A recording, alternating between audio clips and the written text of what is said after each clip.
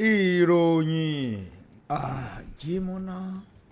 ìròyìn àjímúná.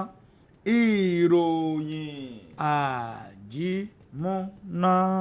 ìròyìn àjímúná náà la gbé kàyín mọ́lé làárọ̀ yìí o. ẹ káàárọ̀ o, ẹ kú ojúmọ́ ẹ kú ojúmọ́ ẹ kú ojúmọ́ mọ́ o ní gbogbo ibi tí afẹ́fẹ́ kàn nìyí eléyìí tí ó ń fẹ́ dé akínyín káàbọ̀ sórí àkọ́tún ètò ìròyìn àjímúná fún ti tòórọ̀ yìí ní gbogbo ibi tí ẹ bá ti ń gbọ́ wa jákèjádò orílẹ̀-èdè àgbáńlá ayé.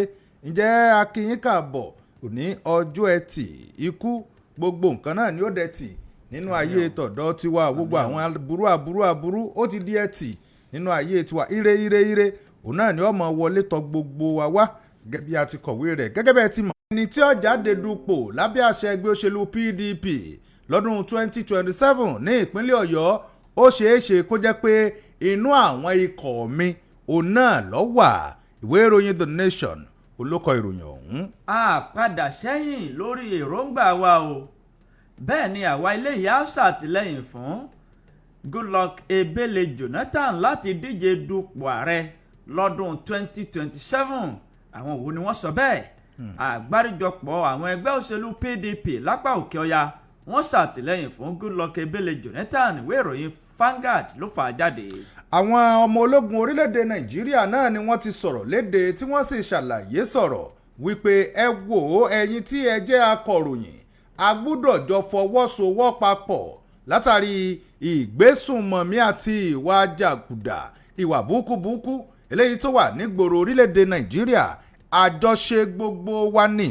ìwé ìròyìn The Nation òun náà ló kọ ìròyìn ọ̀hún. nínú ìwé ìròyìn Punch ní ìròyìn eléyìí ló jáde wá tó fẹjú kẹkẹkẹ ọ̀gá àgbà ọlọ́pàá ní orílẹ̀-èdè Nàìjíríà Káyọ̀dé Ẹgbẹ́tókun ó pa á láṣẹ wípé kí wọ́n ti gbogbo ọ́fíìsì Àmọ̀tẹ́kùn pa lẹ́yìn táwọn afurasí agbébọn tí wọ́n rọ̀jò ìbọn lé ọ̀gá àgbà Àmọ̀tẹ́kùn ní ìpínlẹ̀ Ọ̀ṣun ẹ̀yìn náà sì há ẹ ó gbọ́ bí kinní ọ̀hún bó ṣe lọ àti bó ṣe rìn ìwé ìròyìn Punch ló Punch ẹ̀ jáde. kò sí à ń bojú wẹ̀yìn mọ́ fún Jonathan lọ́dún 2027 àwọn igun kan tí wọ́n wá láti apá àríwá orílẹ̀-èdè wa Nàìjíríà ó náà ni a sọ bẹ́ẹ̀ o wọ́n ní kò sí à ń bojú wẹ̀yìn mọ́ Ebele Jonathan yóò jáde yóò sì wọlé.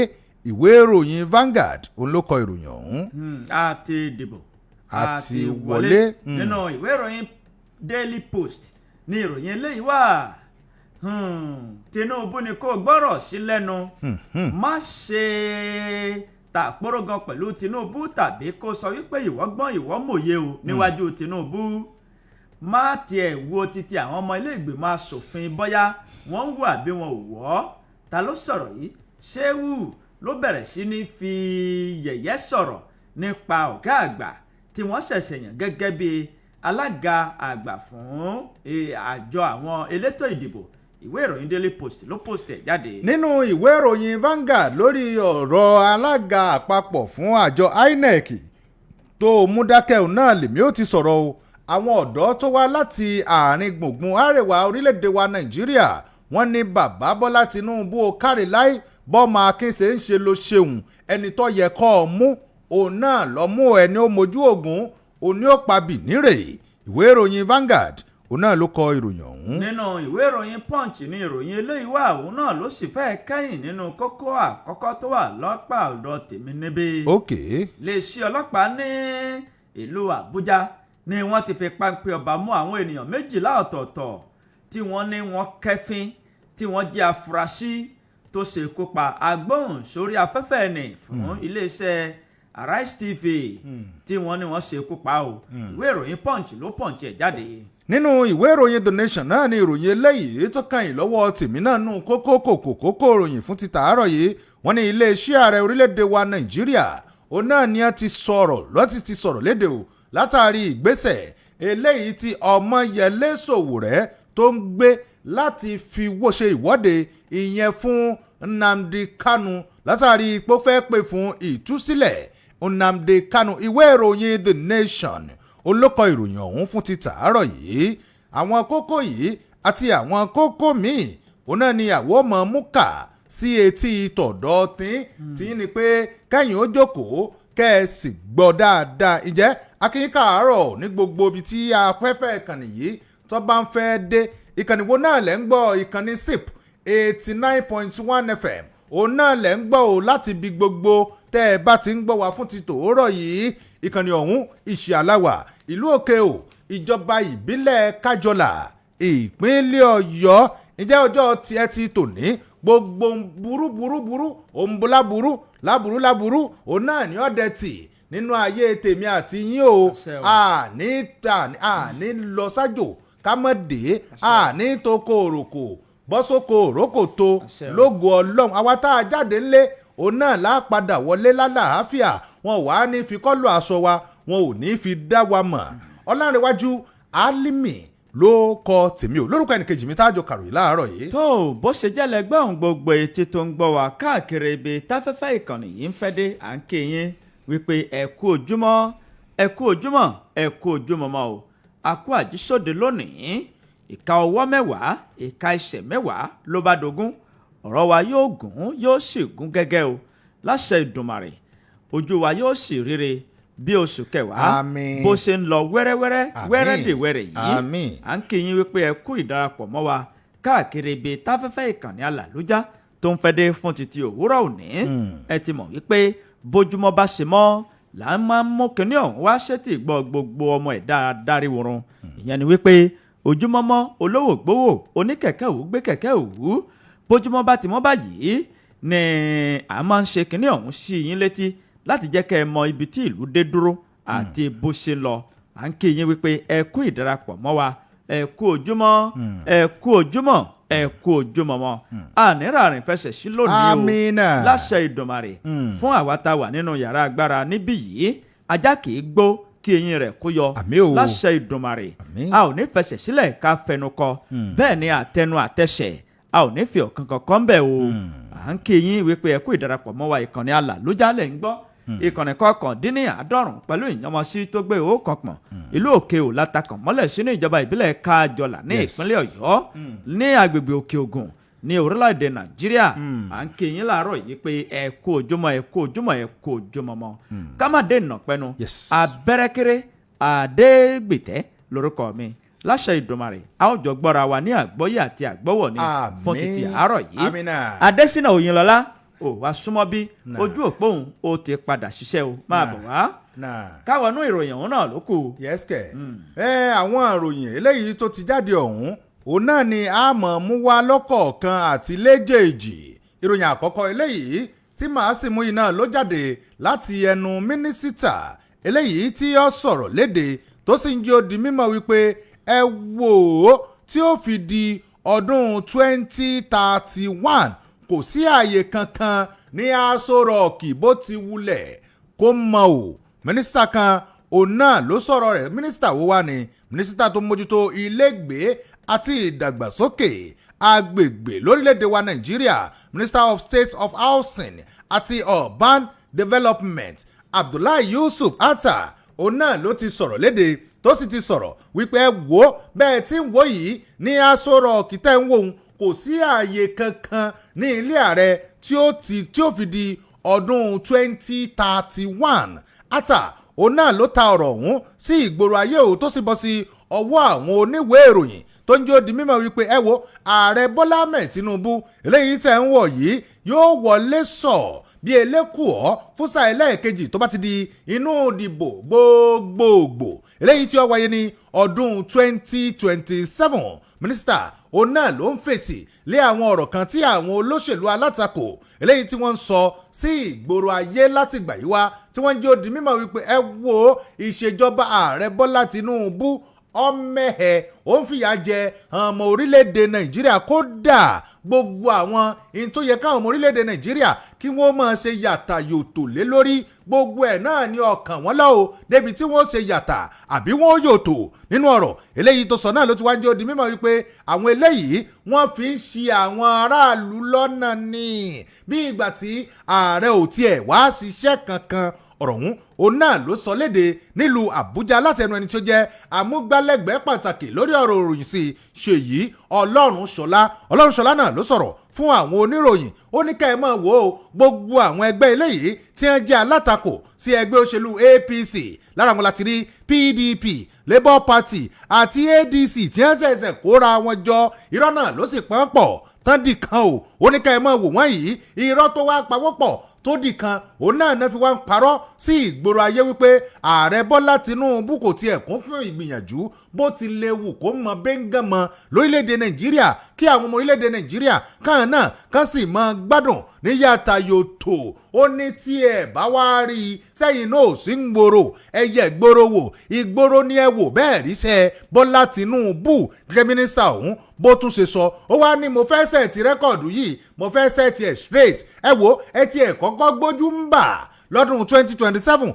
kò sí nǹkan kan fún yín ẹ jẹ́ lọ tò di ọdún 2031 láì jẹ́ bẹ́ẹ̀ kò sáyè nílé ààrẹ tó wà nílùú Àbújá o ìwé ìròyìn The Nation ọkọ̀ ogun tẹ́yìn bá fẹ́ ṣẹ̀rí ẹ mú ìwé ìròyìn The Nation tó jáde fún tòní.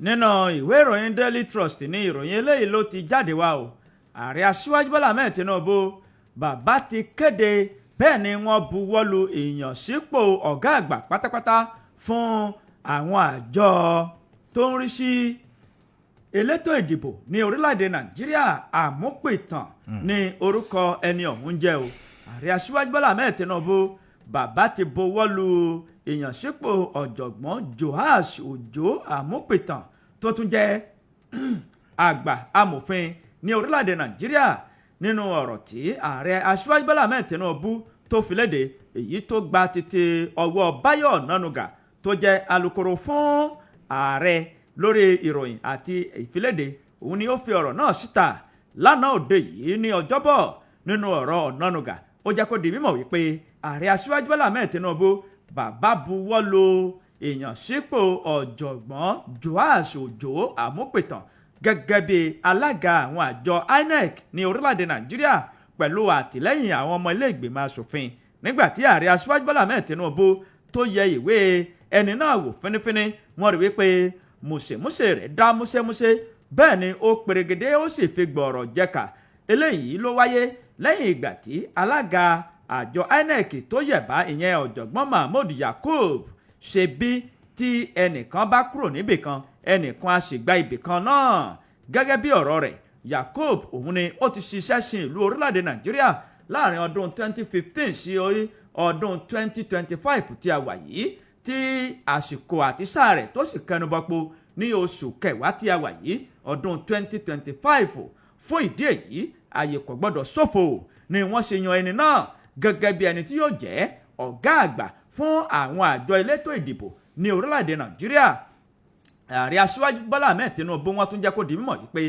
àmúpìtàn òun ni yóò jẹ́ ọmọ ìpínlẹ̀ Kogi àkọ́kọ́ ìyẹn ìpínlẹ̀ Kogi ní àríwá ní àárín gbùngbùn àríwá ìpínlẹ̀ Kogi òun ni ẹni náà ló ti jáde wá tí yóò sì jẹ́ àkọ́kọ́ tí yóò di ipò náà mú ìwé ìròyìn Daily Trust ló ti ìròyìn náà jáde ẹlẹ́mu kẹsìrì ẹ̀ níbẹ̀. nínú ìwé ìròyìn The Nation òun náà ni ìròyìn eléyìí ti jáde láti ìpínlẹ̀ Ọ̀yọ́ sí ni níbẹ̀ ni gómìnà Ṣèyí Mákindé ló ti sọ̀rọ̀ tó ní ó ṣeéṣe o kó jẹ́ pé láàrin àwọn ikọ̀ eléyìí tí àjọ ń ṣiṣẹ́ papọ̀ within my team òun náà ni ẹni tí ó jáde dupò gẹ́gẹ́ bí gómìnà lọ́dún 2027 ó ṣeéṣe kó jẹ́ pé bẹ́ẹ̀ ni ó ti jáde wá gómìnà ti ìpínlẹ̀ Ọ̀yọ́ onímọ̀ ẹ̀rọ Ṣèyí Mákindé Abíọ́dún òun náà lọ́mọ̀ ti sọ̀rọ̀ lédè tó sì ti ń jẹ́ ó di mímọ̀ wípé ó ṣeéṣe kí àwọn ó bójú wò ó wípé ẹni tí ó bá gba ipò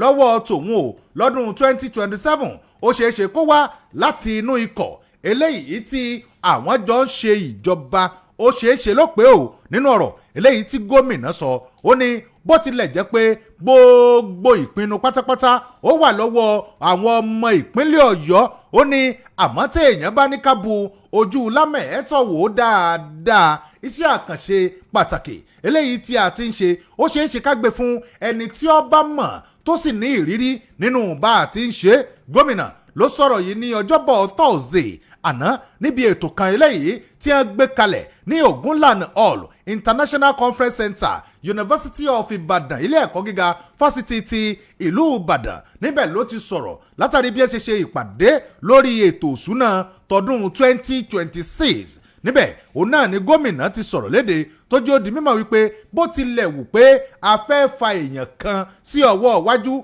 kó lọ sojú wa lábẹ́ àṣà ẹgbẹ́ òṣèlú PDP lọ́dún 2026 ní ọdún 2027 òjè ó ní a gbọ́dọ̀ jẹ́ ẹni tí a gbàgbọ́ wípé iṣẹ́ àkànṣe eléyìí tá ń ṣe yìí kò ní bàjẹ́ bó ti wulẹ̀ ó mọ tí ó sì jẹ́ nínú àwọn ikọ̀ ọ̀hún òun náà ni irú ẹni bẹ́ẹ̀ ó lè ti jáde ó ní having said that káti ẹ̀ wá sọ pé à ń wí báwọn ó ní ṣùgbọ́n ọwọ́ àwọn ọmọ ìpínlẹ̀ Ọ̀yọ́ òun náà ló kù sí o ó nítorí ètò òṣèlú tìpínlẹ̀ Ọ̀yọ́ báyìí ó ti kú òlókìtì ọ̀bọ nígbà ṣe ń wò ó tẹ́lẹ̀ ó nítorí àwọn ènìyàn ó béèrè o wọn ò ní gómìnà kí ló dé tẹ́ ẹ fi ṣe báyìí ìjẹ́ni tó wù yín ìlẹ̀yàn bó tilẹ̀ jẹ́ pé àwọn ní agbára wípé ẹni báyìí káwọ́ fà á síwájú ó ní ṣùgbọ́n àwọn ò ní í ṣe bẹ́ẹ̀ ó ní bá a bá tiẹ̀ sọ pé ìpínlẹ̀ àwọn kan máa ń wò gbunduku ó ní ìpínlẹ̀ Ọ̀yọ́ wọn gọ́ o wọn béèrè ìdí rèé tá a fi wo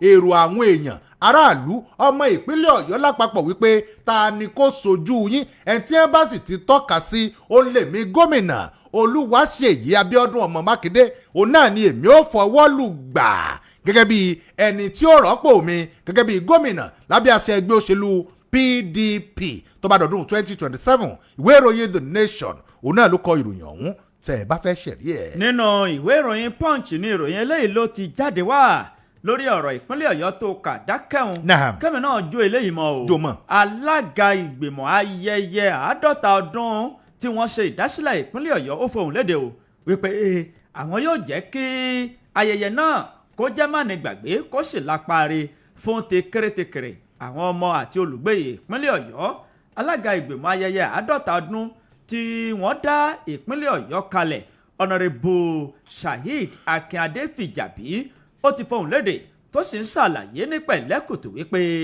àwọn jẹ́ ọmọ ìgbìmọ̀ alága ètò ayẹyẹ 50 ọdún ó ní àwọn sì ti wà ní sẹpẹ́ àwọn ti táàdì báyìí láti jẹ́ kí ètò náà kó jẹ́ ètò mánigbàgbé kó sì tún lápáre ní tìbútòrò ìpínlẹ̀ Ọ̀yọ́ Fìjàbí nígbà tó ń sọ̀rọ̀ níbi ìfilọ́lẹ̀ àwọn ọmọ ìgbìmọ̀ náà èyí tó wáyé ní ìlú Ìbàdàn Fìjàbí jẹ́ kó di mímọ̀ wípé àwọn ọmọ ìgbìmọ̀ náà ti wà ní sẹpẹ́ tí àwọn sì ti múra sílẹ̀ láti jẹ́ kí ètò ayẹyẹ 50 ọdún tí wọ́n ṣe ìdákalẹ̀ ìpínlẹ̀ Ọ̀yọ́ kó wáyé kó sì lọ ní pẹ̀lẹ́kìtù nínú ọ̀rọ̀ rẹ̀ ó ní àwọn yóò tẹ́ pẹpẹ ìtàn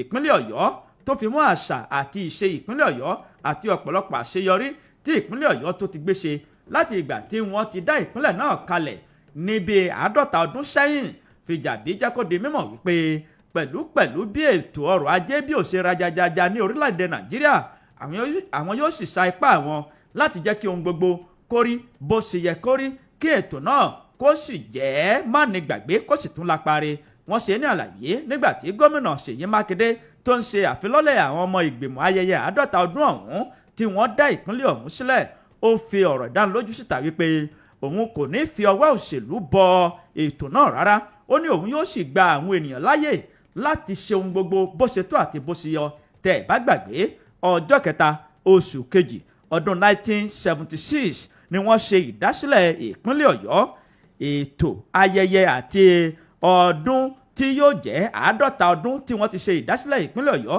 yóò sì wáyé ní ọjọ́ 3 oṣù kejì ọdún 2026 ìyẹn ní ọdún tó ń bọ̀ wá kẹ́ ẹ lọ múra kalẹ̀ aṣọ àti oríṣiríṣi ní a ó fi ṣètò ọ̀hún. bẹ́ẹ̀ni ìpínlẹ̀ Ọ̀yọ́ lápapọ̀ 50 ọdún òǹkàlùkù ó ní igun tọ̀dọ̀ tí ń bọ̀ láti ṣe. tá a ti ṣe. wọn ì tí mú venue. wọn ì tí fi venue sínú ìwé ìròyìn yìí. tó bá ti fi venue sí ká lè mọ ibi tí a ti lọ. gbogbo kọ̀rọ̀kọ́ndù ìpínlẹ̀ Ọ̀yọ́ ní láti ṣe. ìlú òǹkàlùkù. àwọn ìjọba ìbílẹ̀ kọ̀ọ̀kan wọn ò lè ṣe tiwọn àwọn ò ṣe tiwa ní Kájọlà ń bì. bẹ́ẹ̀ ni tí wọ́n dálẹ̀ fún wa ní rẹpẹtẹ ìbọnú tí ń bọ̀ ni. bẹ́ẹ̀ni kò sí wàhálà. alága náà ń gbọ́ báyìí a sì ti gbogbo nǹkan tí ó dùn dáadáa. nínú ìwé ìròyìn Vanguard òun náà lèmi ó ti mú ìròyìn eléyìí tó kàn báyìí níbẹ̀ ni Peter Obi ló ti ń rawọ́ ẹ̀bẹ̀ ìyẹn sí àjọ INEC ó ní ẹ dákun jọ̀ọ́ jàre ẹ máa yẹ̀ wò àwọn tó ń jẹ́ aṣojú wa nílé ìgbìmọ̀ ilé ìjọba àti gómìnà ìjọba ìbílẹ̀ kódà tẹ́ ẹ mọ́ òun kánsílọ̀ ẹ máa yẹ̀wé ẹ̀rí wọn wò dáadáa kó má di pé gèǹje òun náà ni wọ́n fi ń tukọ̀ wa lórílẹ̀‐èdè Nàìjíríà ẹni tí ó jáde dupò lábẹ́ àṣẹ ẹgbẹ́ òṣèlú Labour Party lọ́dún 2023 sí ipò ààrẹ ní orílẹ̀‐èdè wa Nàìjíríà ṣùgbọ́n tó lulẹ̀ ọ̀gbẹ́ni Peter Obi òun náà ló mọ̀ ti rọ àwọn tí wọ́n mójútó ètò òdìbò ìyẹn ní orílẹ̀-èdè wa Nàìjíríà Independent National Electoral Commission INEC ó ní ẹ dákun ẹ jọ̀ọ́ jàre o ẹ jẹ́ kí a máa wo ìwé ẹ̀rí gbogbo àwọn tí ń jáde wípé àwọn fẹ́ ṣojú wa lórílẹ̀-èdè Nàìjíríà nítorí pé gèǹjé pọ̀ nínú àwọn tí wọ́n jẹ́ adarí wa lórílẹ̀-èdè yìí Peter Obi ló sọ̀rọ̀ jáde lánàá òde yìí nígbà tó fi sí ojú òpó ayélujára X rẹ̀ níbẹ̀ náà ló ti sọ̀rọ̀ tó ń jẹ́ odi mímọ̀ wípé ṣé ẹ rí ìjọmọlúàbí àti àkóyawó orílẹ̀-èdè Nàìjíríà ó ní kò kójú wọn tó o látàrí pé ká máa yan àwọn èèyàn sípò lórílẹ̀-èdè Nàìjíríà ṣùgbọ́n ìwé ẹ̀rí wọn kò múnádóko bó ti wulẹ̀ kó mọ ẹni tí ó sọ̀rọ̀ ọ̀hún ó náà ló kí ẹni tí ó jẹ́ mínísítà fún ètò àtúnṣe ìmọ̀ sáyẹ́ǹsì àti ìmọ̀ ẹ̀rọ lórílẹ̀‐èdè wa Nàìjíríà tẹ́lẹ̀ rí Uche Nnaji eléyìí tí ó kọ̀wé tó fi ipò rẹ̀ lẹ̀ látàrí bídúkù àti àwọn ọ̀rọ̀ kan bó ṣe ń ṣẹyọ látàrí ilé ẹ̀kọ́ eléyìí tó lọ ó lóun kí o ó kú ọmọ ṣe wípé bọ́mọ ọkùnrin ṣe ń ṣe òun náà ló ṣe ó hùwà ọmọlúàbí láti fi gbé ipò rẹ̀ lẹ̀ onítẹ̀yìn ọ̀bá gbàgbé bẹ́ẹ̀ bá rántí bẹ́ẹ̀ bá gbàgbé ẹ mọ̀ pé irú nǹkan bẹ́ẹ̀ ó ṣẹlẹ̀ lásìkò eléyìí tí Muhammadu Buhari tó ń tukọ̀ orílẹ̀-èdè wa Nàìjíríà tí ẹni tí ó jẹ́ mínísítà fún ètò òṣùná nígbà náà Kẹ́mi Adéọ̀sùn tó náà kọ̀wé fipò rẹ̀ lẹ̀ lórí ẹ̀sùn kan náà lábẹ́ ìṣèjọba ẹgbẹ́ òṣèlú kan náà ó lélẹ́yìí òun náà ló ń fi wá ń rọ àwọn tí wọ́n jẹ́ alákòóso fún ètò òdìbò lórílẹ̀‐èdè wa Nàìjíríà ó ní ẹ wò ẹ tún yẹ léwò dáadáa ẹgbọ́n yẹ́bẹ́yẹ́bẹ́ ó ṣeé ṣe kí wọ́n sì kú nínú àwọn tí wọ́n ń lo ayédèrú gèǹje ìwé ẹ̀rí ó nítorí pé gbogbo eléyìí yóò máa mú àdínkù bá ìdàgbàsókè orílẹ̀‐èdè Nàìjíríà ó wá lóhun wá ṣe ní ìmọ̀ràn fún yín pé ẹ wò ó látàrí ètò òdìbò eléyìí tí ó ń bọ̀ ètò òdìbò gbogbogbò ti ọdún 2027 ẹ bẹ̀rẹ̀ láti iléeṣẹ́ ààrẹ ilé ọ̀dọ̀ gómìnà ìjọba àbílẹ̀ tó fi mọ́ orí àwọn kánsílọ̀ kódà tẹ́ ẹ fi lọ wo ti àwọn baálé gan nínú ilé wọn ìwé ẹ̀rí gèǹde ló ń kálukú ni à ń lò a sì fẹ́ yìí mọ́ lórílẹ̀‐èdè Nàìjíríà ẹgbọ̀n yẹ́bẹ́yẹ́bẹ́ ẹ̀ ń tẹ́ ẹ bá ti bẹ́ bọ́ lẹ́rù rẹ̀ ẹ lè bóde ẹ má faṣọ kẹ́ ẹ má fi bò ó mọ́ra ìwé ìròyìn Vanguard olókọ ìròyìn ọ̀hún tẹ́yìn bá fẹ́ ṣẹ̀rí ẹ̀ ń bẹ̀. nínú ìwé ìròyìn Punch ní ìròyìn eléyìí wà o alága ẹgbẹ́ òṣèlú All Progressives Congress APC ní ìpínlẹ̀ Ọ̀yọ́ ó ti fohùn lédè o ó sì ṣàlàyé pé fàákàjà àti dúkù tó ń lọ nínú ẹgbẹ́ òṣèlú náà yóò lọ sópin ìgbàgbé alága ẹgbẹ́ òṣèlú All Progressives Congress APC ẹ̀ka títí ìpínlẹ̀ Ọ̀yọ́ ló ti jẹ́ kó di mímọ̀ wípé fàákàjà àti dúkù àti títà porogan nínú ẹgbẹ́ òṣèlú náà òun ni yóò lọ sópin ìgbàgbé láìpẹ́ ọjọ́ jọjọ alága ẹgbẹ́ òṣèlú ọ̀hún ní orúkọ rẹ̀ ń jẹ́ Ọláìdé Abbas nínú ọ̀rọ̀ tó fi síta nígbàtí àwọn oníròyìn tí wọ́n ń tàkòtò ìbéèrè sí i lánàá ọjọ́bọ̀ ní olú iléeṣẹ́ ẹgbẹ́ òṣèlú APC ọ̀hún tó wà ní Òkè Àdó ní ìlú Ìbàdàn nígbàtí alága náà tó sì ń dáhùn sí ọ̀kan ọ̀jọ̀kan àwọn ìbéèrè èyí tí wọ́n fi ń gbóní ọ̀fun pọ̀ ó ní ẹ̀yin ènìyàn pàápàá jùlọ ẹ̀yin oníròyìn ó ní kábára ẹni jà kábára ẹni tàpóró gan òun ni ó wà nínú nǹkan tó ní ṣe pẹ̀lú ọmọ ènìyàn tá a bá ti ń bára wa gbé pọ̀ a ó máa rẹ́ a ó máa jà a ó máa jà a ó máa rẹ́ ṣùgbọ́n mo fi ń dá yín lójú wípé gbogbo dúkù àti fàákàjà tó ń lọ nínú ẹgbẹ́ òṣèlú náà ó ní yóò lọ sópin ìgbàgbé tí ohun gbogbo yóò sì padà sí ojú rẹ̀ tí àwọn yóò sì kọ́ ọmọ lùbọ̀pọ̀ bó ṣe wí ó ní ṣáájú ètò ìdìbò gbogbogbò tí yóò wáyé ní ọdún 2027 ó ní ohun gbogbo yóò ti wà ní pẹ̀lẹ́kùtù tí àwọn yóò sì máa kọwọ́ bọwọ́ gẹ́gẹ́ bó ṣe wí ó ní ẹ lọ fọkàn balẹ̀ Really? bá a bá ń jà bíi kakúkọ ó ní kò sóhun tí ó le kokoko tí ò ní dẹ̀ àrò kì í gbóná látàárọ̀ kó má tutù tó bá dalẹ̀ ìwé ìròyìn punch ló punch ẹ̀ ẹ lè mú kẹyẹ̀wò níbẹ̀. ó jẹ́ sáré mẹ́lẹ̀ yìí kájọ lọ ẹ̀ka ìpolówó ọjà nínú ìwé ìròyìn Vanguard ó náà ní ìròyìn eléyìí lọ́wà níbẹ̀ náà ni àwọn ẹgbẹ́ kan eléyìí tí wọ́n jẹ́ ti ẹgbẹ́ òṣèlú PDP ní apá àríwá orílẹ̀-èdè wa Nàìjíríà náà ti ń sọ̀rọ̀ léde o tí wọ́n ní àtìlẹ́yìn làwọn ṣe o ìyẹn fún Goodluck Jonathan lọ́dún 2027 no going back òun náà ní ọ̀rọ̀ eléyìí tí wọ́n sọ nínú ọ̀rọ̀ eléyìí tó jáde látàrí ètò òdìbò gbogbogbò ti ọdún 2027 iná làwọn igun kan lábẹ́ àṣẹ ẹgbẹ́ òṣèlú PDP ní apá àríwá orílẹ̀-èdè wa Nàìjíríà òun náà ni wọ́n tún ti sọ̀rọ̀ dánilójú jáde o tí wọ́n sì ní digbí òun náà làwọn wà lẹ́yìn alága fìdíhẹ́ fún ẹgbẹ́ òṣèlú PDP ambassador Ilia Umar Damagum látàrí bí ó ṣe ń pè fún kí Goodluck Ebele Jonathan kó wá sojú ẹgbẹ́ náà lọ́dún 2027 nínú ọ̀rọ̀ eléyìí tí wọ́n sọ jáde níbẹ̀ náà ni àwọn ẹgbẹ́ ọ̀hún Northern Support Group òun náà ni wọ́n ti sọ̀rọ̀ tí wọ́n sì ń jẹ́ ó di mímọ̀ ní ìpàdé wọn tí ó wáyé ní Benin Kebbi ní olúùlú ìpínlẹ̀ Kebbi òun náà ni wọ́n ti sọ̀rọ̀ tí wọ́n sì ń jẹ́ ó di mímọ̀ wípé àwọn ní ìgbàgbọ́ nínú ìṣàkóso eléyìí tí Damagum tó ń ṣe ò látàrí bí ó sì pè wípé kí ẹni tó ti fi ìgbà kan rí jẹ́ ààrẹ lórílẹ̀‐èdè wa Nàìjíríà kó máa bọ̀ lọ́dún 2027 wọ́n ní digbí òun náà làwọn wà lẹ́yìn ìpinnu ọ̀hún nínú ọ̀rọ̀ tí wọ́n sọ náà ni àwọn tí wọ́n buwọ́lù láti ọ̀dọ̀ ẹni tí ó jẹ́ alákòóso wọn Honorable Yusuf Abubakar ẹni tí ó jẹ́ akọ̀wé Honorable Adam Ahmed Narayi àti gbogbo wọn lápapọ̀ wọ́n ní àwọn ṣe àtìlẹ́yìn fún Jonathan tó bá lè padà wá sínú ẹgbẹ́ òṣèlú PDP láti wá jáde dupò lọ́dún 2027 bí ó ṣe ẹ̀jáde ẹ̀ka ìpolówó ọjà tá a bá ti padà dé ajímúná ròyìn ọ̀ǹtẹ̀ sọ́wọ́ wájú ẹ̀kú kalẹ̀. ojúlówó ohun tó yọnu ìdodo nídajì ara ship 89.1 FM ní gbogbo ènìyàn ń polówó ọjà tí wọ́n fi ń jèrè rẹpẹtẹ olókoòwò ńlá olókoòwò kéékèèké ẹ máa bọ̀ ìrọ̀rùn ló bá dé lọ́dọ̀ tiwa èrè lobìnrin ń jẹ lábọ̀ ọjà ẹ bá wa dòwò pọ̀ kẹ́ ẹ jèrè rẹpẹtẹ.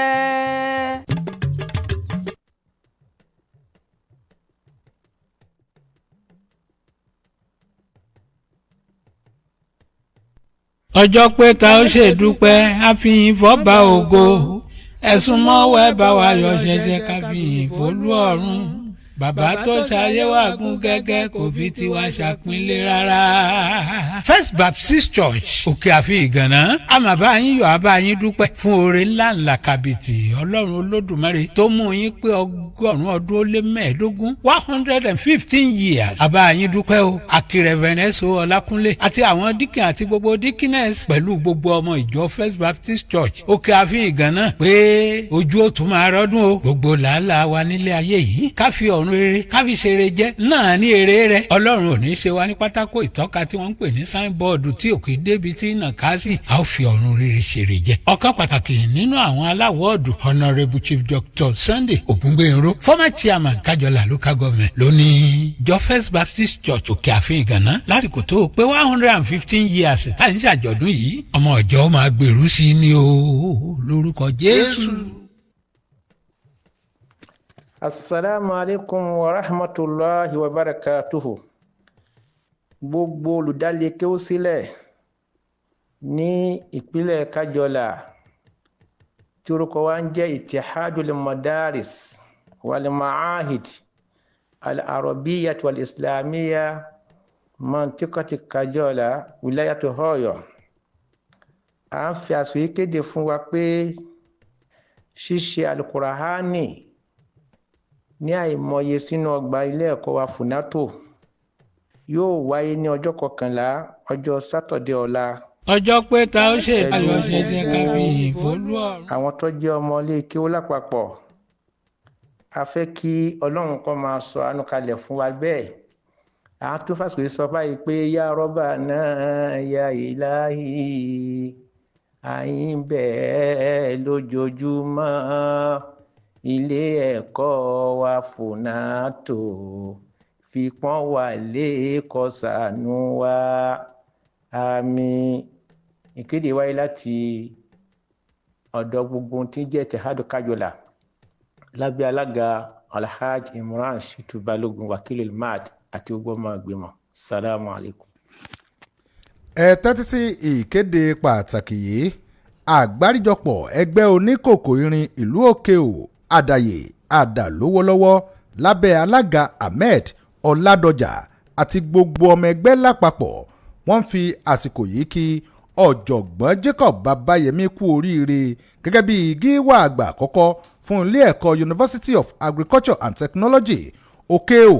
Bákan náà ni wọ́n ń dúpẹ́ lọ́wọ́ ààrẹ orílẹ̀-èdè yìí Bọ́lá Ahmed Tinubu, sẹ́nitọ̀ Fatai Buhari, ọ̀nàrẹ́bù Shina Oyèdèjì, ọ̀nàrẹ́bù Musbau Azeez, ọ̀nàrẹ́bù Hakeem Mustapha, ọ̀jọ̀gbọ́n Ṣẹ́gun Gbádégẹṣin, kábíyèsí oúnjẹ ti ìlú Òkè-ò, ọba Rafiu Mustapha Adéyítọ́ kejì, ẹgbẹ́ ọmọ ìbílẹ̀ Òkè-ò àti gbogbo ọmọ Òkè Ògùn lápapọ̀ kú àṣeyọrí aláìlẹ́gbẹ́ yìí.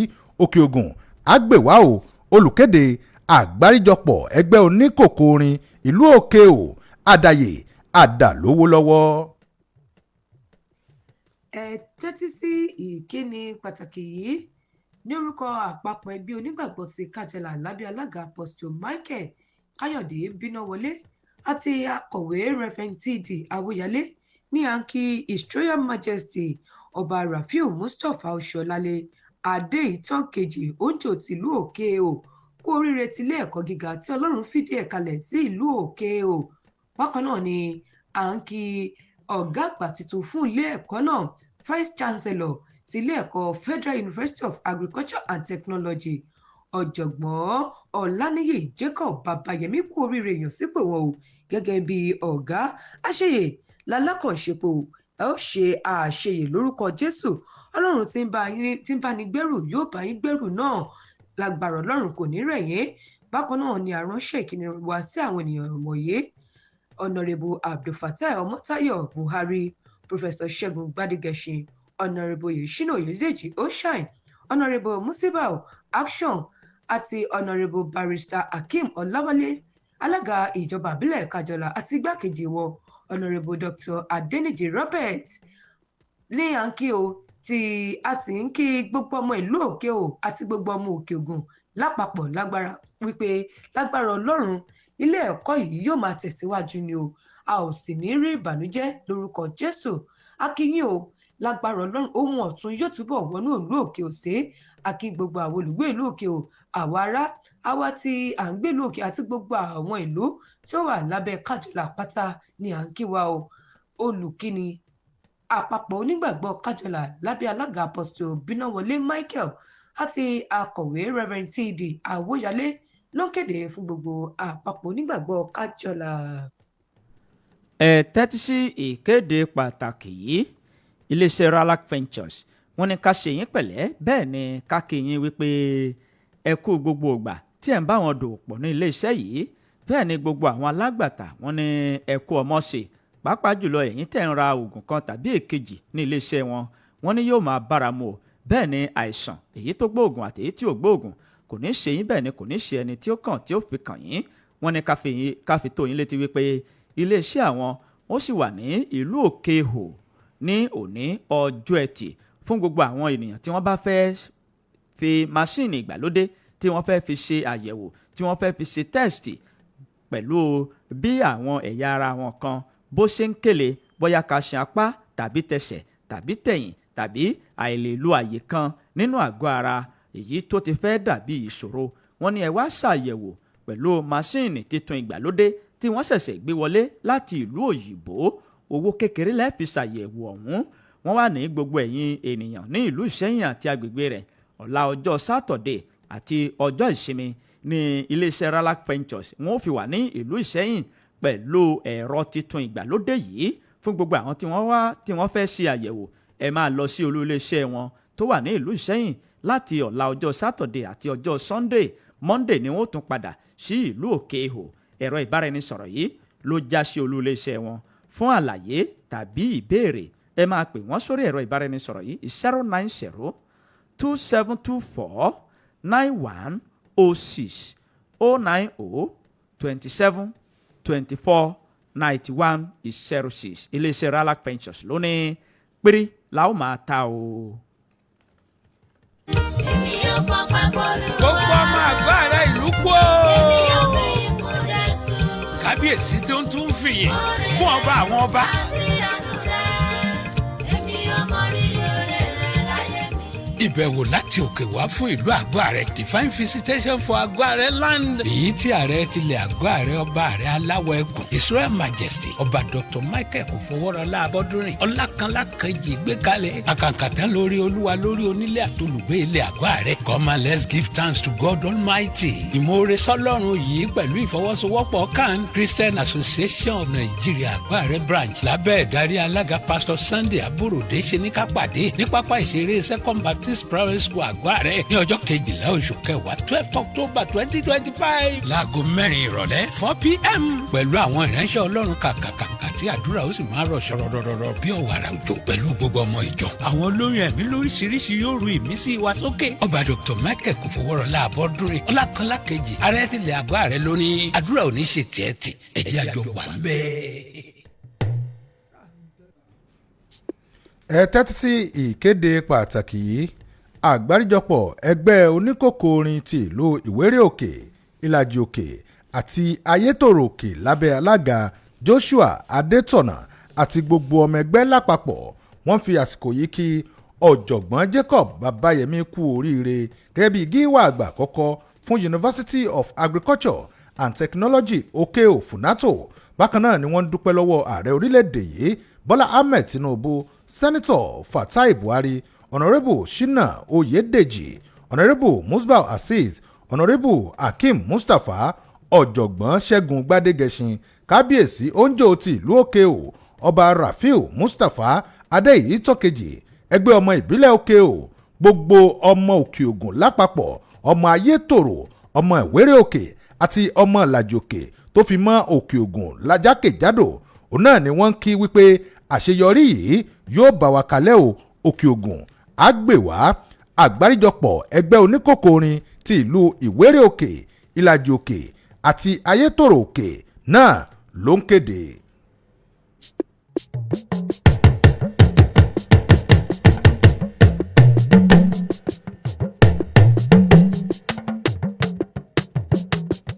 tó ẹ káàbọ̀ padà láti ojú ọjà ẹ̀yin náà ẹ lè gbé ìkéde àti ìpolówó ọjà yín wá kọ́ba yín ṣe é yóò dùn gbọ́ngbọ́n ló yóò kàn sí ọlọ́run gbọ́ ẹ bá wa dòwò pọ̀ ẹ dán wa wò ní ìkànnì yìí. wọ́n sì ní dán wò báyìí òun náà ló bí ìyá ọ̀kẹ́rẹ́. bẹ́ẹ̀ ni dán wò ló bí ìyá ọ̀kẹ́rẹ́ ẹ bá ti dán wa wò ẹ mọ̀ wípé nǹkan bẹ́ẹ̀ bì kan ojú bì kan lọ.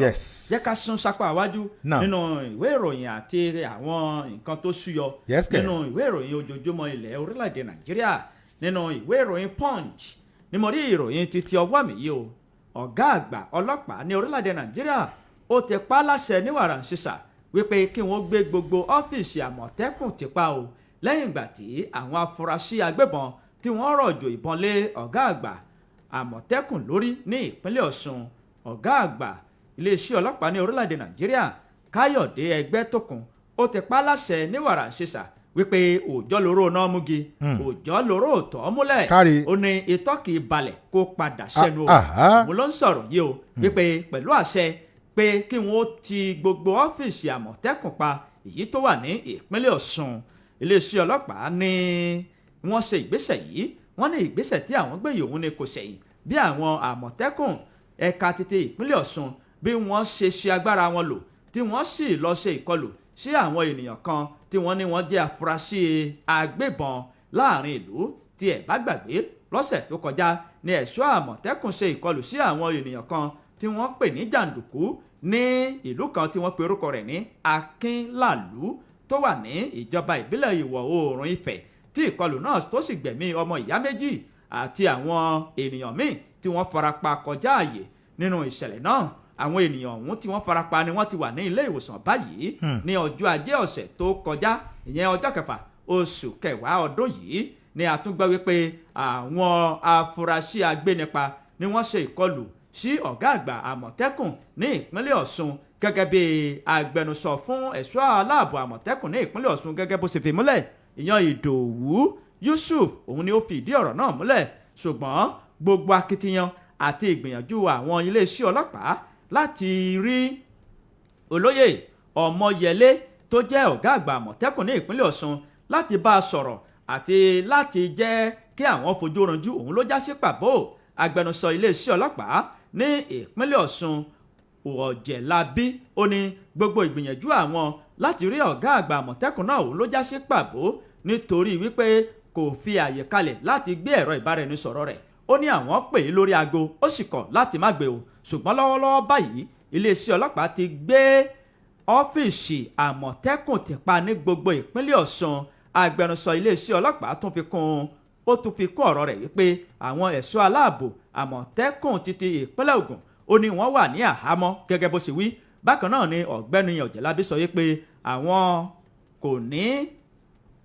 ó ní àwọn tí ń gbìyànjú láti rí dájú wípé àwọn rí ọ̀gá àmọ̀tẹ́kùn yìí àwọn rí bá sọ̀rọ̀ àwọn sì pè é lórí aago ó kọ̀ láti gbé ẹ̀rọ ìbáraẹnisọ̀rọ̀ rẹ̀. Ọ̀gbẹ́ni Ọ̀jẹ̀lábí ó tún tẹ̀síwájú nínú àlàyé rẹ̀ wípé ọ̀gá àgbà iléeṣẹ́ ọlọ́pàá ní orílẹ̀-èdè Nàìjíríà ó ti pa láṣẹ kí àwọn ẹ̀ṣọ́ aláàbò ọ̀tẹlẹ̀múyẹ́ ìyẹn Intelligent Response Team IRT kí wọ́n wà ní ọ́fíìsì àmọ̀tẹ́kùn ní gbogbo ìpínlẹ̀ Ọ̀ṣun kí wọ́n sì dúró wámúwámú.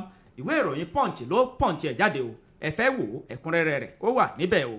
nínú ìwé ìròyìn The Nation náà ni ìròyìn eléyìí ló ti jáde o níbẹ̀ ni iléeṣẹ́ ààrẹ ni wọ́n ti fèsì látàrí ìwọ́de eléyìí tí Sowore tó lóun ó ṣe lórí ìtúsílẹ̀ Nnamdi Kanu ọ̀rọ̀ òun náà ló ti balẹ̀ báyìí tó sì di ìròyìn láti iléeṣẹ́ ààrẹ látàrí bí Ọmọyẹlé Sowore bó ṣe ń pìyàmọ́ ìlànà àti àwọn ètò láti ṣèwọ́de lọ sí iléeṣẹ́ ààrẹ àti ilé ààrẹ tó wà nílùú Àbújá náà ni ọ̀rọ̀ tí ó dìròyìn tí wọ́n sì gbé jáde ọ̀hún. Ọmọyẹlé Sowore òun náà ló mọ̀ ti jáde tó jẹ́ ajàfẹ́tọ̀ọ́ ọmọnìyàn lórílẹ̀‐èdè wa Nàìjíríà tó tún ti fi ìgbà kan rí jáde dupò lọ́dún 2023 gẹ́gẹ́ bí ààrẹ lábẹ́ àṣẹ ẹgbẹ́ òṣèlú African Action Congress lọ́dún 2023. Nínú ọ̀rọ̀ eléyìí tí ó jáde láti iléeṣẹ́ ààrẹ láti ẹnu amúgbálẹ́gbẹ̀ẹ́ lórí ọ̀rọ̀ ròyìn àti ààtò sí ààrẹ orílẹ̀‐èdè wa Nàìjíríà Ọ̀gbẹ́ni Báyọ̀ Ọ̀nànúgà òun náà ló ti ṣàpèjúwe Sowore gẹ́gẹ́ bí mọ̀dàrú tó kàn ń fi aṣọ ajàfẹ́tọ̀ọ́ ọmọnìyàn tó ń fi ń bojú mọ̀ ní.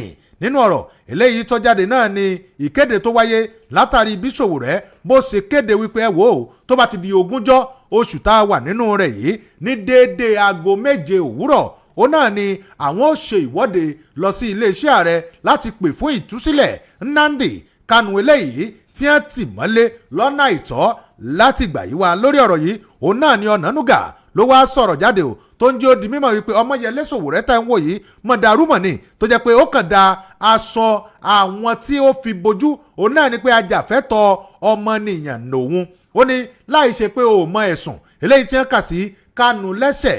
Wọ́n ní bí ìgbà téèyàn fẹ́ da ìlú rú bí ìgbà kọ́ ó fẹ́ da ìlú rú ara àwọn ẹ̀sùn eléyìí tí wọ́n kà sí lẹ́sẹ̀ nu ó fẹ́ da àlàáfíà orílẹ̀-èdè Nàìjíríà síbàsíbo treason òun náà ni wọ́n so mọ́ lọ́rùn. Wọ́n ní ẹ̀ṣẹ̀ yìí ó sì fẹ́ẹ́ gàgà àrájù nínú ẹ̀ṣẹ̀ téèyàn lè ṣẹ̀ lórílẹ̀‐èdè Nàìjíríà. Ó ló mọ̀ yìí òun náà ló tún wá sọ pé ẹ fẹ́ ṣèwọ́de kan lọ sí iléeṣẹ́ ààrẹ dákun o sófin òwá tiẹ̀ wá sí ní orílẹ̀‐èdè Nàìjíríà ni.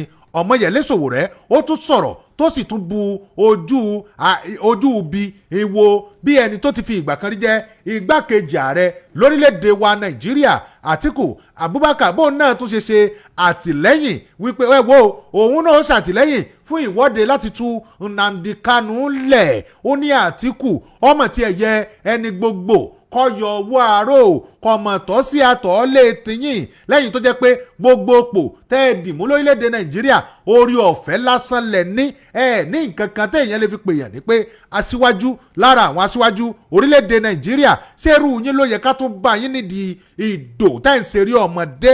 Wọ́n ní bàbá ẹ wo yín tẹ́ ẹ sọ yìí ó jẹ́ nǹkan tó bani lọ́kàn jẹ́ lẹ́yìn tó yẹ kẹ́ ẹ pé Ọmọyẹlé Sowore ṣàkíyèsí wípé ń dákun o sóò mọ ẹ̀sùn tó wà lọ́rùn rẹ̀ ni ó lẹ́yìn ọ̀hún òun náà lẹ́tún wá sọ pé ẹ ṣe àtìlẹ́yìn èèyàn fún Ọmọyẹlé Sowore tó bá ti di 20 láti tú Nnamdi Kanu sílẹ̀. wọ́n ní gbogbo eléyìí òun náà ní ìlànà láti da orílẹ̀-èdè Nàìjíríà rú. Ọ̀nànúgà òun náà ló sọ̀rọ̀ ọ̀hún, ìwé ìròyìn The Nation òun náà ló sì kọ.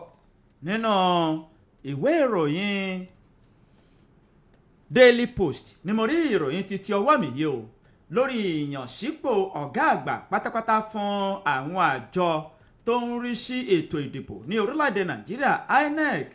ògbóǹtarìgì tó máa ń sọ̀rọ̀ òun ni ó ti fohùn lédè tó sì sọ wípé ẹni náà tí wọ́n ṣẹ̀ṣẹ̀ yẹn kọjú sí bí o ààrẹ aṣíwájú Bọ́lá Ahmed Tinubu tó o bá ti gbọ́ràn sí i lẹ́nu o ní wàhálà kankan máa jẹun lọ sòṣé mànà bí àṣà ìtura olúwa Adéníjì aláwùsá Kánú sòṣó mànà òní ibo ló ti kọ haúsá rẹ̀ àfi sòṣé mànà. nínú ìwé ìròyìn Daily Post ìròyìn eléyìí ló ti jáde wá o ògbóǹtarìgì ẹnìkan tó máa ń sọ̀rọ̀ sí gbogbo àwọn ọ̀rọ̀ ìlú tó ń lọ káàkiri orílẹ̀-èdè Nàìjíríà tí wọ́n pe orúkọ rẹ̀ ní Madi Shehu ó ti fohùn lédè o ó sì ké sí ọ̀gá àgbà tuntun fún àwọn àjọ INEC tí wọ́n ṣẹ̀ṣẹ̀ yàn ìyẹn ọ̀jọ̀gbọ́n Joash Amotekun ó ní tó o bá ti gbọ́ràn sí ààrẹ aṣíwájú Bọ́lá Ahmed Tinubu lẹ́nu kò sí ìyọnu fún ọ kì í ṣéwu lẹ́gbẹ̀rún ọkọ àfi àìdùn ọbẹ̀ gẹ́gẹ́ bó ṣe wí ó sì tún ṣàpèjúwe ìyànsípò ọ̀jọ̀gbọ́n Amotekun gẹ́gẹ́ bí nǹkan tí ẹnìkan ṣe láì jẹ́ wípé àwọn ẹlòmíín wọn lè ta lẹ́nu gẹ́gẹ́ bó ṣe wí. ọ̀rọ̀ náà ló fi sí ojú òpó X ayélujára rẹ̀ lánàá ọjọ́bọ̀. Shehu ó ṣàlàyé ní pẹ̀lẹ́kùtù wípé yíyàn sípò bí wọ́n ṣe yan ọ̀gá àgbà tuntun yìí fún àwọn àjọ INEC yẹn Joash Amotekun ó ní àwọn ọmọ ilé ìgbìmọ̀ asòfin kankan kò sẹ́ni tó lè yẹ ààrẹ lọ́wọ́ ẹ̀ wò. ó sì jẹ́ kó di mímọ̀ wípé gbígbọ́ràn sí ọ̀gá lẹ́nu òun ni ìyànsípò ẹni náà pẹ̀lú bí ẹnikẹ́ni kò ṣe ta ààrẹ Tinubu lẹ́nu tí wọn ò sì yẹ lọ́wọ́ ẹ̀ wò. wọ́n lù lóǹtẹ̀ bí ààrẹ ti sọ wípé ẹni tí ó jẹ́ ọ̀gá àgbà fún àjọ INEC rèé àwọn ọmọ ilé ìgbìmọ̀ asòfin àwọn náà wọn ò bẹ̀sùbẹ̀gbà wọ́n ní bẹ́ẹ̀ ni bàbá àwọn náà sì jẹ́ lóǹtẹ̀ ní kinní ọ̀hún ó bá di sòṣé mànà bíi àṣà ìtura Adéníjì. ìwé ìròyìn Daily Post ló post ẹ̀ jáde ẹ lè mú kẹyẹ̀ wò níbẹ̀. nínú ìwé ìròyìn The Nation ó náà nìròyìn eléyìí wà níbẹ̀ ni Fẹ́mi Fálànà ló ti ní ẹ wò ó látàrí ìròyìn Kánú tí mo kà lẹ́ẹ̀kan Fẹ́mi Fálànà ni ẹ yọ ọ̀rọ̀ òṣèlú kúrò lórí àtìmọ́lé eléyìí tẹ́ ẹ ti Kánú mọ́lé kẹ́ ẹ wá ṣẹ̀ṣẹ̀ yanjú ẹ̀ ó ní tẹ́ ẹ bá ń lo ọ̀rọ̀ òṣèlú Kánú ọmọ pẹ́ńbẹ́ yọ jọ̀bọ lọ nínú àtìmọ́lé eléyìí tó wà. ọ̀gá àgbà ajàfẹ́tọ̀ọ́ ọmọnìyàn ni tó tún wá jẹ́ agbẹjọ́rò ní orílẹ̀-èdè wa Nàìjíríà ọ̀gbẹ́ni Fẹ́mi Fálànà òun náà lọ́mọ ti sọ̀rọ̀ tó sì ń jẹ́ ó di mímọ̀ wípé ṣé ẹ rí àtìmọ́lé eléyìí tí wọ́n fi ẹni tó jẹ́ aṣáájú fún IPOB Nnamdi Kanu ó ló yẹ kí wọ́n yọ kí wọ́n sì yanjú ẹ̀ kúrò nínú ẹjọ́. ògbóǹtarìgì agbẹjọ́rò ni òun náà ló ṣàpèjúwe àtìmọ́lé eléyìí tí Kanu wà ó ní òṣèlú ti wọ̀ ọ́ nígbà tó ń sọ̀rọ̀ ní ìlú Umuahia ní olúùlú ìpínlẹ̀ Abia níbẹ̀ náà ló ti ń sọ̀rọ̀ tó sì ń da gómìnà tó ṣe àbẹ̀wò ìyẹn sí gómìnà Alex Otti níbẹ̀ náà ló ti sọ̀rọ̀ tó sì ń jẹ́ ó di mímọ̀ wípé ẹ wo tá a bá ní ká sọ̀rọ̀ nípa tọ̀rọ̀ agbẹjọ́rò eléyìí tí òun jẹ́ ó ní ọ̀rọ̀ tó wà lọ́rùn Kanu ó ti kọjá ọ̀rọ̀ wípé Kanu ṣẹ̀ṣẹ̀ báyìí kò ṣẹ̀ṣẹ̀ báyìí ó ní wọ́n ti òṣèlú bọ̀ ọ́ ó ní kódà ọ̀rọ̀ ọ̀hún níbi tó rọrùn dé ó ṣe é yanjú láì gbédélé ẹjọ́ kí wọ́n kàn sọ pé Kanu má ṣe bẹ́ẹ̀ mọ́ máa lọ má dẹ́sẹ̀ mọ́ ó ní ṣùgbọ́n ọ̀rọ̀ tí ọ̀rọ̀ òṣèlú bá ti wọ̀ bí ti máa ń rí nù ẹ̀yin ò rí bí àwọn ìjọba wa bí wọ́n ṣe ń jókòó tí wọ́n sì ń dúnàádúrà pẹ̀lú àwọn agbésùmọ̀mí báńdíìtì tẹ́ẹ̀sì rí wọn tí wọ́n tún fi fọ́nrán rẹ̀ tí wọ́n tún fi síta ó ní ẹ dákun o ìdàlúrú wo ló tún jù yún un lọ ó ní sẹ́ẹ̀ rí tóun bá ní kóun ó sọ tèrò tòun o ọ̀rọ̀ orílẹ̀-èdè nàìjíríà lórí ọ̀rọ̀ kanu ó ti dàbí ìgbà tó jẹ́ pé ọ̀rọ̀ òṣèlú ni a sì fìyà jọ́ òun náà wọ́n ń ṣe fún un ó nítorí pé ihun tí kanu ń ṣe kò tí ì tó ti àwọn agbésùnmọ̀mí tíjọba ìpínlẹ̀ ìjọba àpapọ̀ tí ń gbìmọ̀ràn láti sọ pé ẹ wo ẹjẹ́ àjọ wa sọ̀rọ̀ yín pọ̀ tẹ́ ẹ sì mọyì àwọn ẹ̀mí tó ti bọ́ látọwọ́ wọn ó ní ọ̀rọ̀ tòun ní o opinion tòun wípé ẹ wo ọ̀rọ̀ òṣèlú ni kìí ṣe ẹ̀ṣẹ̀ tí kanu ṣẹ̀ òun náà lórílẹ̀‐èdè nàìjíríà ni wọ́n fi ń fìyà jẹ mọ́ ìwé ìròyìn the nation òun náà ló kọ̀ròyìn ọ̀hún. jẹ́ kí n mú ìròyìn yìí ní belenja o iléeṣẹ́ ọlọ́pàá ní ìlú àbújá ni wọ́n ti fi páńpẹ́ ọba mọ́ àwọn kọ̀lọ̀rọ̀ sí àdúgbò 12 tí wọ́n jẹ́ afurasí tí wọ́n lọ́wọ́ níbi ìṣekúpa ògbóǹtarìgì agbóhùnsáfẹ́fẹ́ iléeṣẹ́ móhùnmáwòrán Arise gẹ́gẹ́ bí ìwé ìròyìn Punch bó ṣe tì í síta o iléeṣẹ́ ọlọ́pàá ní ìlú Àbújá ni wọ́n ti fi páńpẹ́ ọba mú àwọn ènìyàn 12 ọ̀tọ̀ọ̀tọ̀ tí wọ́n jẹ́ afurasí alọ́kólóńkígbe tí wọ́n lọ́wọ́ nínú ìṣẹ̀lẹ̀ ìṣekúpani agbóhùnsórí afẹ́fẹ́ iléeṣẹ́ móhùnmáwòrán Arise tí wọ́n pe orúkọ rẹ̀ ní Somto Christella gẹ́gẹ́ bí wọ́n sì wí pé àwọn ènìyàn kan ni wọ́n lọ jalè ní ilé rẹ̀ tí arábìnrin náà tó sì ń sàsálà fún ẹ̀mí rẹ̀ tó bẹ́ láti orí pẹ̀tẹ́ẹ̀sì tó sì padà tẹrígbàsọ níbi tó ti ń sàsálà fún ẹ̀mí rẹ̀ iléeṣẹ́ ọlọ́pàá gẹ́gẹ́ bí wọ́n ṣe fi léde tí àwọn iléeṣẹ́ móhùnmáwòrán Arise tí wọ́n sì tẹ́ pẹpẹ ọ̀rọ̀ ọ̀hún sí orí ayélujára ni wọ́n ti jẹ́ kó di mímọ̀ wípé pẹ̀lú àṣẹ tí kọmíṣánná iléeṣẹ́ ọlọ́pàá fún ìlú Àbújá tó pa wípé àwọn ọ̀jìnmí nínú ká ṣe ìwádìí fún àwọn ìṣẹ̀lẹ̀ tó bá ń ṣẹlẹ̀ ní iléeṣẹ́ ọlọ́pàá náà pa wọ́n láṣẹ yìí pé kí wọ́n bẹ̀rẹ̀ iṣẹ́ ìwádìí kí wọ́n sì máa fi mú fílẹ̀ káàkiri láti fi páńpẹ́ ọba mú kọ̀lọ̀rọ̀ sí àwọn kọ̀lọ̀rọ̀ sí àdúgbò tí wọ́n lọ́wọ́ nínú ìṣẹ̀lẹ̀ ìṣekúpa ògbóhùnsáfẹ́fẹ́ yìí nínú ọ̀rọ̀ rẹ̀ wọ́n ní wọ́n ti mú àwọn 12 báyìí tí wọ́n sì ti wà ní àkólò àwọn ọlọ́pàá tí wọ́n ń wò kánbókánbó bí òkété inú àyànràn ìwé ìròyìn Punch ló Punch ẹ̀ ẹ lè mú kẹyẹ̀wò níbẹ̀.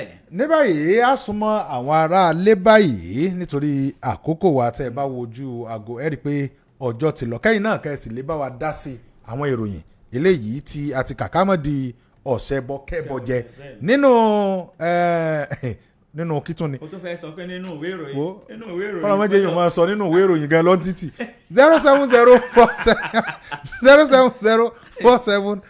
07047707064. ó ti yé mi o. ẹ̀lú ẹ káàárọ̀ o. ẹ̀lú akójúmọ́ o. ẹ mọ̀ káàárọ̀ yìí. àlejò lówó láti ìlú Òwèrè nínú kíyìn. yes sir.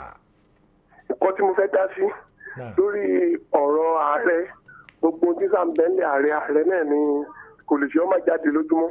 bẹ̀sẹ̀ akẹ́ ń fi àsìkò yìí bẹ Mr. President wípé kò sẹ́ni tí ò fọwọ́ sí nínú ọmọ Yorùbá láti jẹ́ wípé kí wọ́n ṣe 2027 kí wọ́n dìbò ní 2027 kí wọ́n lè wọlé.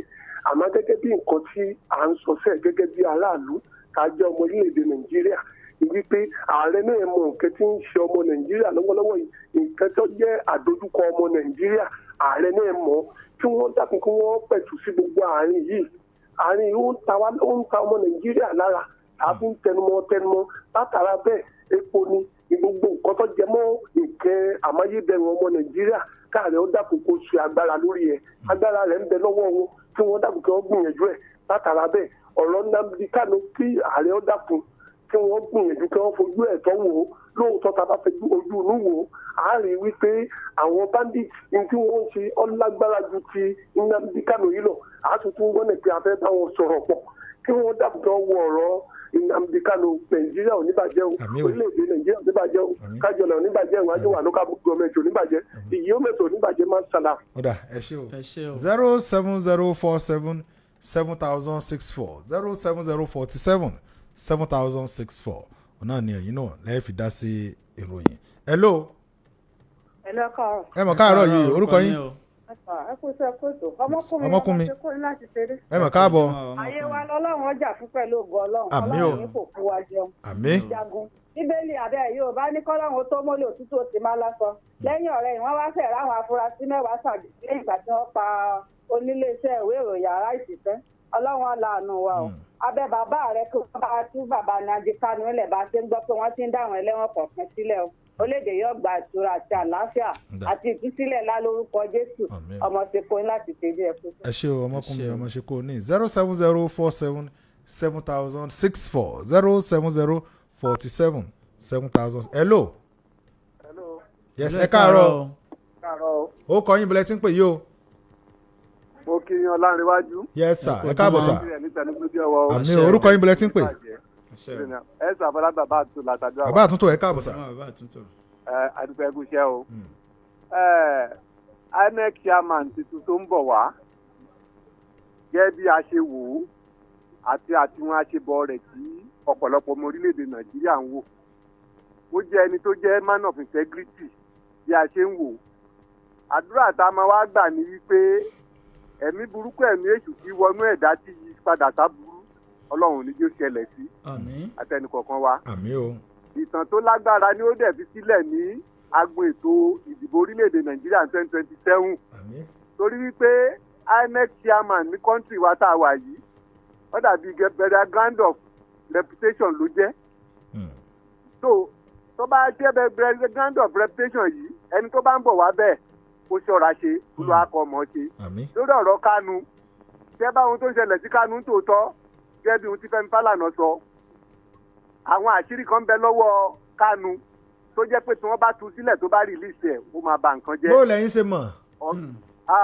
ẹja fìyàn ẹlẹ́kẹjọ́ lórí afẹ́fẹ́. ok ó bẹ́tà jẹ́ kí wọ́n tú Kánú sílẹ̀. ó bẹ́tà bí èsì sọ lórí afẹ́fẹ́ hàn àwọn wàá ní jí ẹ sọ lórí afẹ́fẹ́ torí táwọn èèyàn mọ̀ gbàgbọ́ náà nu pé àṣírí wà lọ́wọ́ Kánú yín tí ò bá ti ní ẹ̀rí ẹ mọ̀ wulẹ̀ jẹ́ aṣọ láfẹ́fẹ́ ṣe gbọ́. hello. ó dàbí aṣọ. ẹ káàárọ̀ ẹ pé tó. yes ó kọ́ yín bílẹ̀ tí ń pè. iléeṣẹ́ tí fẹ́fẹ́ mọ̀ níbàjẹ́ o. àmì o. orúkọ mi ni Saheed Rédíónìkì láti Kọ́láwọlé. yes sir Mr. Saheed ẹ káàárọ̀.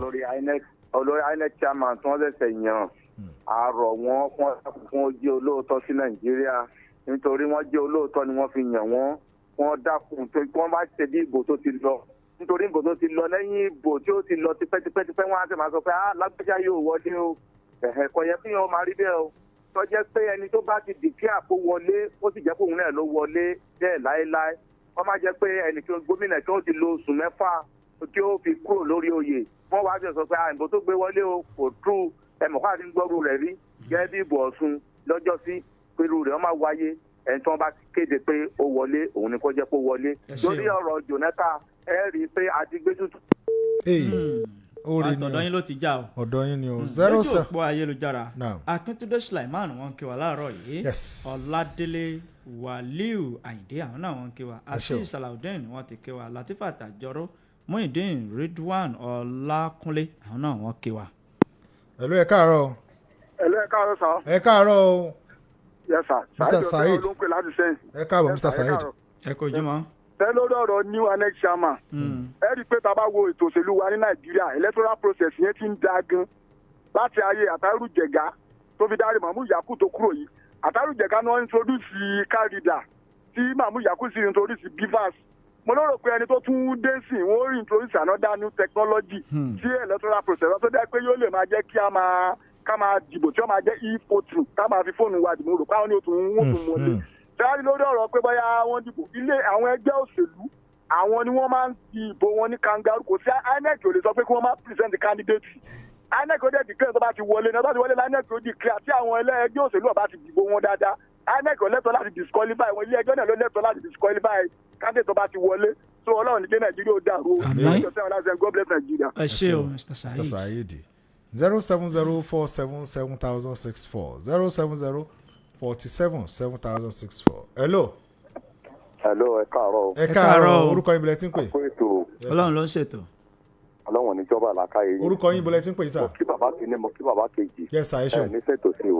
orúkọ tèmi ni àfáà jùlọ láyé Ọlọ́run mọ̀wádà olóyè àrẹ amólúdùn láti Ṣakí. yes sir à ń gbọ́ yín.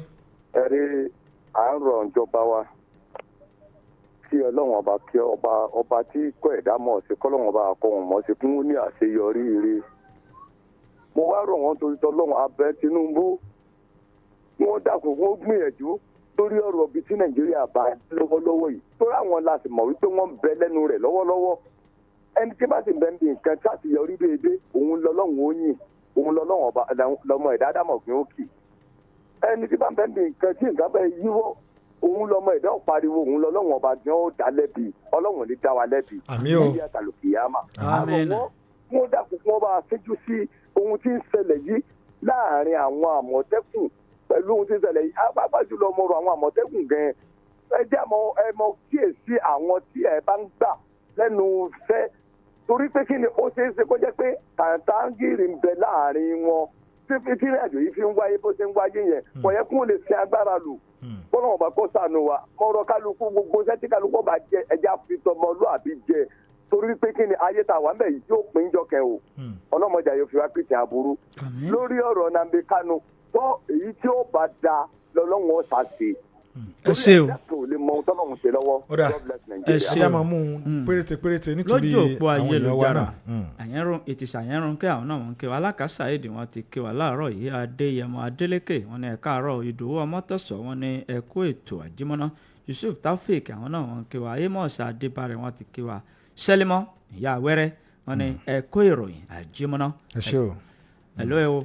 070477064 070477064. ojú òpó yẹn ni o. lójú òpó ayélujára aláìbẹ̀lówó Suleyat kò fòrọ̀ láwọn ń ké wa láàárọ̀ yìí Alhaji Moshood Seriki àwọn náà wọ́n ń ké wa Ebenezer Adélọ́wọ̀ wọ́n ti ké wa láàárọ̀ yìí Akínlẹ̀yẹ Godspower wọ́n ní good morning Mr. Berekere and Mr. Obio. hello hello Obio. ẹ káàárọ̀ sá o. ẹ kú ọjọ́ mẹ́ta o. yes sir ọjọ́ kan pẹ̀lú o. olóyìnbó ọ̀làǹrẹ̀wájú mẹ́tàdó àwáyé ni o. yes sir.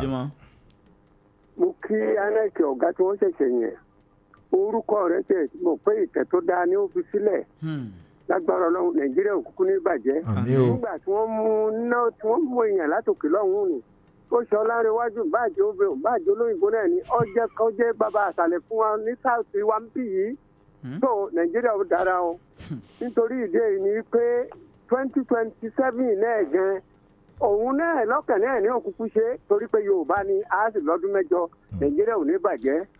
ẹ ṣe bàbá olóyìnbó ẹ ṣe bàbá olóyìnbó lójú òpó ayélujára Adépọ̀jù John wọ́n ní ẹ kú ètò Ọlọ́run yóò máa pẹ̀lú yín o bẹ́ẹ̀ ni Ismail Momen wọ́n ti kí wa ìpàdé Dọlá Kọ́hìndé hello ẹ káàárọ̀ ẹ kú ètò. yes orúkọ yín bẹ̀rẹ̀ tí ń pè.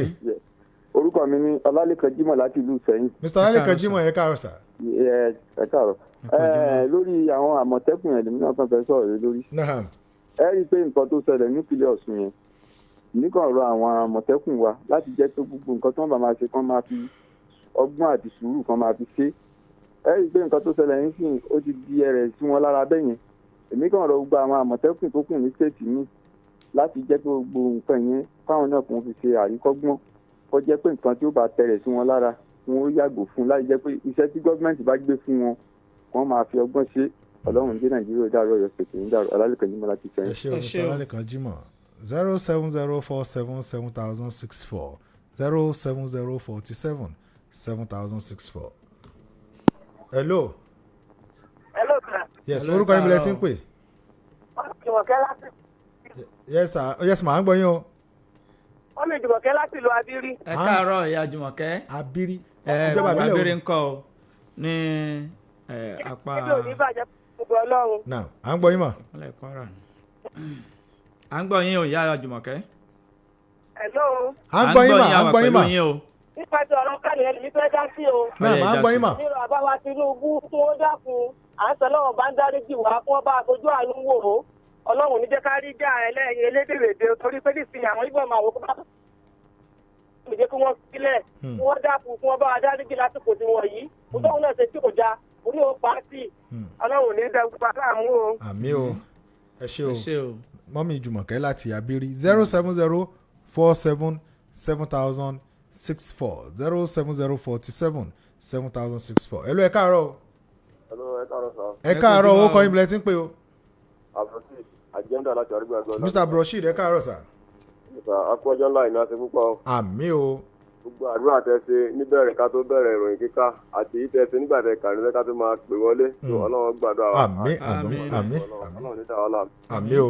a kí àwọn agbófinró wa wọ́n fi rí àwọn èèyàn mẹ́wàá sọ àjọ nípa ní àwọn ìròyìn yẹn abẹ́lẹ́ nínú àánú rẹ̀ Ọlọ́run ní ọ̀sán àmọ̀ràn kálukú. wọ́n bá rọ àwọn agbófinró kí wọ́n dákun tó Ọlọ́run iṣẹ́ ìwádìí tí wọ́n ṣe tí òfin ní jẹ́ pé ẹni tí ó ṣẹ̀ náà kó tó padà parapapọ̀ mọ́ àwọn tí ó bá yẹ pé bàbá ní àríbá tó bá fi ní jìyà ẹ̀sẹ̀ tí ó mọ̀ sí ó dàkún tó lọ́nà tí wọ́n bá ṣe òun délẹ̀ ọlọ́run ràn wá lọ́wọ́. so arábìnrin tí wọ́n dẹ̀ pa náà ọlọ́run bá rọ àwọn ẹbí rẹ̀ lójú àtàwọn oníròyìn lápapọ̀ nídàmú. nípa ọ̀rọ̀ náà bí kánú ó ṣe nílẹ̀ làwọn ẹni sọ yẹn láwọn nǹkan tí wọ́n ti ṣe sẹ́yìn àṣìṣe pọ̀ lọ́wọ́ ẹni yẹn náà ṣùgbọ́n ẹgẹ́ bí tó bí nàìjíríà ṣe rí àti pé bàbá wa tó ń darí lọ́wọ́lọ́wọ́ báyìí náà tó kò sí nǹkan tó burú mẹ́ tí wọ́n bá fẹ́ tú bàbá Tanu sílẹ̀ òfin tí wọ́n bá lè fi dè wọ́n tó fi jẹ́ pé àwọn ẹlẹ́rìí tí ó wà fún wọn tó fi jẹ́ pé wọn ò ní lè hùwà tó wà lọ́wọ́ wọn tó eléyìí táwọn èèyàn ti rò táwọn ìjọba náà tó kọjá lọ tó fi wọ́n lẹ̀ tó fi jẹ́ gbogbo nǹkan wọn tí wọ́n fi dè wọ́n sá tí òfin ní ti gbogbo nǹkan dọ́wọ́ mọ́ tó látara bẹ́ẹ̀ bí ìrìnàjò nàìjíríà wa ṣe rí pẹ̀lú bàbá tó ń darí wa lọ́wọ́lọ́wọ́ ó yí kálukú wa náà pé nǹkan yẹn ó ti tì látẹ̀yìn wa ṣùgbọ́n ẹ̀yin àgbàlagbà ní ìkòkò tí ó bàjẹ́ àtàrí rẹ̀ láti gbóná o ilé ìta bá sì wo lọ́jọ́ kan ká tó lè tún ṣe padà kì í sí ìwọ̀nba ọjọ́ kékeré ló máa gbà wá tó bí nǹkan yìí ṣe rí àdúrà tí mo ń pariwo gbogbo ìgbà ìdákùn tó lọ́wọ́ náà ká mọ̀ àdúrà ká mọ̀ fi ràn wọ́n lọ́wọ́ ọlọ́run jẹ́ kí wọ́n láti rà ìgbéwà náà lápapọ̀ àdúrà ló lè ṣe o. àmọ́ gbà ẹ ṣé o Mr. Abdulrasheed ẹ wo ànílé gba ìpè kankan mọ́ ní abala yìí ká lọ sí òkè lọ́hùn ká sẹ́mu díẹ̀ tá a bá ti padà dé abala fìjìláńtẹ́ òun náà ni a kó síbẹ̀ yẹn o ẹ kú kalẹ̀. ire bá wa lókè èèfò ó di kóró ire bá wa ń gbẹ̀dẹ̀mukẹ́ náà wá dandandan yóò máa dàn títí dalẹ̀ náà wá dandandan yóò máa dàn títí dalẹ̀. ọ̀tọ̀ ní tọ́lú ọ̀tọ̀ ní tọ́lú ọ̀tọ̀ ní tọ́lú wo ọ̀tọ̀ ní tọ́lú. rédíò kan wúyọ lókè o omi ìrìn gidi Zip FM ló ń jẹ́ 89.1 lókè o ló ti búyọ o lágbègbè Ìṣíà 89.1 lókè o ló ti búyọ o lágbègbè Ìṣíà. ìgbélárugẹ iléeṣẹ́ àtìlẹ́yìn okòòwò ìyẹn gan ló jẹ́ iṣẹ́ wọn. eré ìdárayá ìròyìn ẹ̀sìn àṣà àti èdè gbogbo rẹ̀ la gbé lárugẹ. ìbùkún lélẹ́yìí o ó yẹ ká dúpẹ́. ewé ká ṣiṣẹ́ papọ̀ nílé iṣẹ́ síìpù. rédíò tó gbajù kájọ láṣepọ̀ kó yẹ wá. ká ṣiṣẹ́ papọ̀ nílé iṣẹ́ síìpù. rédíò tó gbajù kájọ láṣepọ̀ kó yẹ wá. síìpù 89.1 FM Ìṣíà òkè o máa gbọ́ lọ. rédíò wo ló mi ìlú mi lẹ̀ títí Zip FM sá lórúkọ rẹ̀ tó jẹ́ owó ọlọ́run ló fi wá ṣàgbà ọ̀jẹ̀ níbi ká ṣètò tó nítumọ̀ àwa ni ìròyìn àsìkò tí ò láfiwé àwa ni àṣà ẹ̀fẹ̀ ìmọ̀ràn tó wà pa àwa ni eré ìdárayá lóríṣiríṣi àwa ni orin àti ìlú tó dùn tó ṣe gbọ́ létí àwa ni ẹ má forí adẹ́tùwé tàbí òru láyé olókìtì bí ọbọ̀ òsì nígbò Zip FM ṣáwáṣá lọ́gà ẹgbẹ́ fún ẹ bá polówó ọjà yín ní Zip FM yìí tó dájú wàràwàrà lọ́jà yín má ta ó tó dájú. Zip FM ló ń bilẹ̀ máwọn tí ò yé tí wọn ò mọ̀ tẹ́lẹ̀tẹ́lẹ̀ báwa ṣàlàgbádé fún o. Zip FM ló ń bilẹ̀ máwọn tí ò yé tí wọn ò mọ̀ tẹ́lẹ̀tẹ́lẹ̀ báwa ṣàlàgbádé fún. ìsí àlọ́kẹ́ òṣòwò sálàmú lẹ́sìn kébí wọn dà mọ́ fọwọ́ sọ̀yà bóun ṣàlàyé ń gbà ó 89.1 ṣe báwa ṣàlàgbá wọn. Zip FM ló ń bilẹ̀ máwọn tí ò yé tí wọn ò mọ̀ tẹ́lẹ̀tẹ́lẹ̀ báwa ṣàlàgbádé fún. Zip FM 89.1 àwa yàtọ̀ sáwọn rédíò tó ń dún sínú. ẹ káàbọ̀ padà láti ojú bá a ti lọ sẹ́mimu díẹ̀ ní báyìí abala fìgìláńtẹ́ náà ni a kó sí báyìí kí ló ṣẹlẹ̀ ládùúgbò tí yín tẹ́ fẹ́ jẹ́ kí ó dé etí ìjọba òun náà làágùn lé báyìí 070477064 kí lẹ fẹ́ pe àkíyèsí ìjọba sí tó ṣẹlẹ̀ lágbègbè yín kí ni àwọn nǹkan eléyìí tẹ̀yìn rí àwọn nǹkan wo òun náà lẹ̀ ń rí tó jẹ́ pé ó tó kí ìjọba kí wọ́n wá bu ojú wò kí wọ́n bójú rí 070477064. hello. ẹ káàárọ̀ o. hello ẹ káàárọ̀. ẹ mọ̀ káàárọ̀ yìí ó kọ́ yín bílẹ̀ tí ń pè. askan daria láti ìlú sẹ́yìn. askan daria ẹ káàárọ̀ sà. ẹ pé ètò ẹ̀ ní sílẹ̀ ká. yes sir.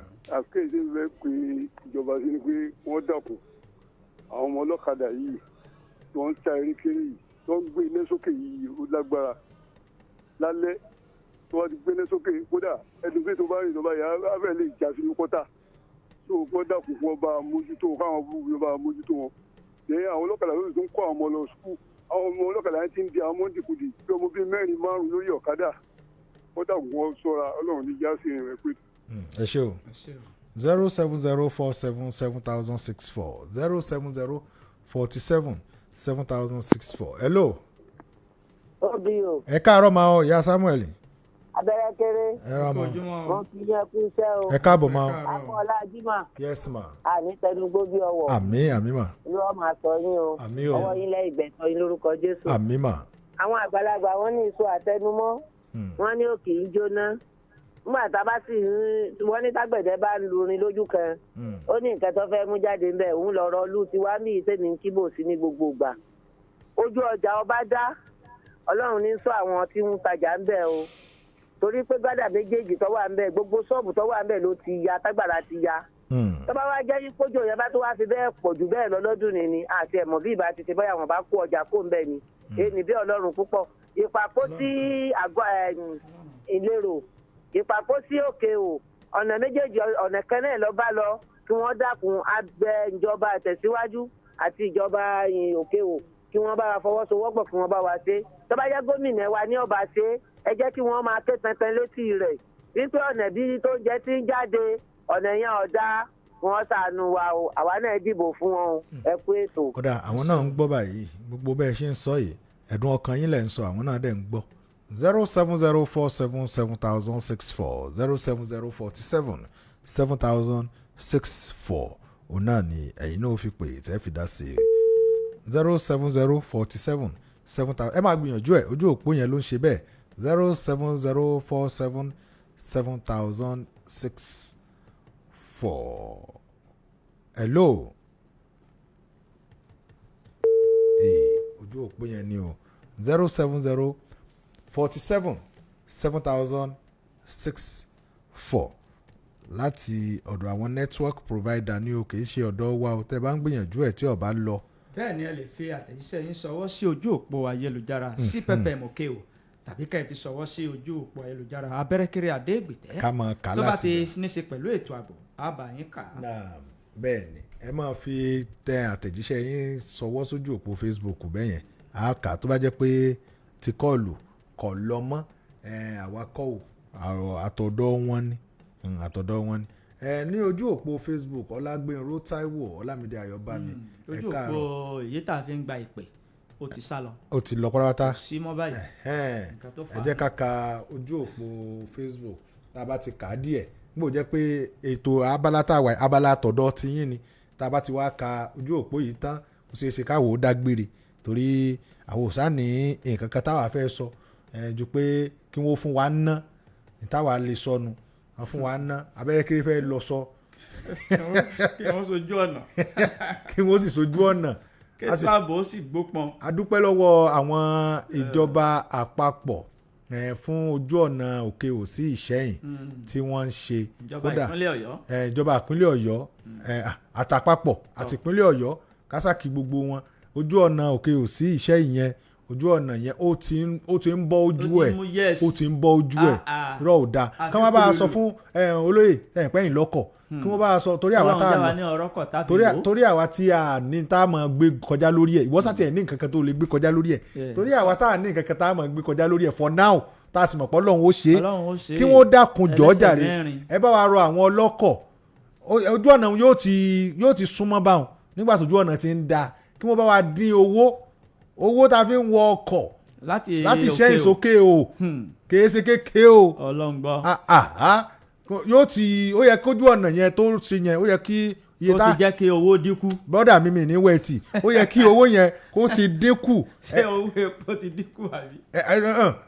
ojú ọ̀nà ò ní ti ṣe kíní irọ́ sórí ọmọ pé ojú ọ̀nà gan tí ò bá da ní máa ń ba nǹkan jẹ́. tí ojú ọ̀nà bá ti da tí ọkọ̀ ń yọ̀ lọ kúrò. epo kò ní mọ̀ kó epo tó yẹ kó lò ó yóò mọ̀ dínkù àbí. yóò mọ̀ dín yóò mọ̀ sépo nìkan wọ́n lò sẹ́pọ̀ nìkan wọ́n ń lò ọ̀gá dẹrẹ́bà. tí wọ́n sọ ní ìsinmi pé ká má dín owó ọkọ̀ kù. ìwí bẹ́ẹ̀. tí wọ́n no ìwọ ò lè sọ bẹ́ẹ̀ wọ́n pé wọ́n ní tó ń gùn. kí ni mo ní ọjà yìí. o sá tiẹ̀ ní kankan. kí ni mo ní. o sá tiẹ̀ ní kéèyàn ò ní kẹ̀kẹ́. ẹ̀jẹ̀ lépo kẹ̀kẹ́. o sá tiẹ̀ ní kankan kí wọ́n sànù àwa tá. ìwọ ní ọ̀bẹ ra kẹ̀kẹ́ ni owó wípé ẹ̀yin ọmọ kékèké yìí lẹ̀ mọ̀ ogun kẹ̀kẹ́. ìwà kẹ̀kẹ́ wà kẹ̀kẹ́ báyìí gbogbo ẹ̀yin ní ọmọ ọ̀rọ̀ mi ọlọ́run ẹsẹ̀ mẹ́rin kẹ́mi ní òfin rọ̀ ní ẹsẹ̀ yìí yé o. sẹ́ẹ̀rì mo parọ́ mọ́ bí ẹ̀jẹ̀ lépo kẹ̀kẹ́. káwa náà tiẹ̀ ní ẹ̀jẹ̀ yẹn ká máa fi wa kẹ̀kẹ́. kọ́ mọ wa kẹ̀kẹ́. bí mo ṣe ń wá o èmi náà fẹ́ mọ̀ fẹ́ jẹ wá. owó rẹ̀ ní òsì. ẹni ọba tóbi tọ́ fẹ́ jẹ la kẹ̀kẹ́ yẹ mọ̀ lágùn ní bọ̀. èmi mo tóbi jù tí mò ń wa kẹ̀kẹ́ èmi mo tóbi jù tí màá mọ̀ wa kẹ̀kẹ́.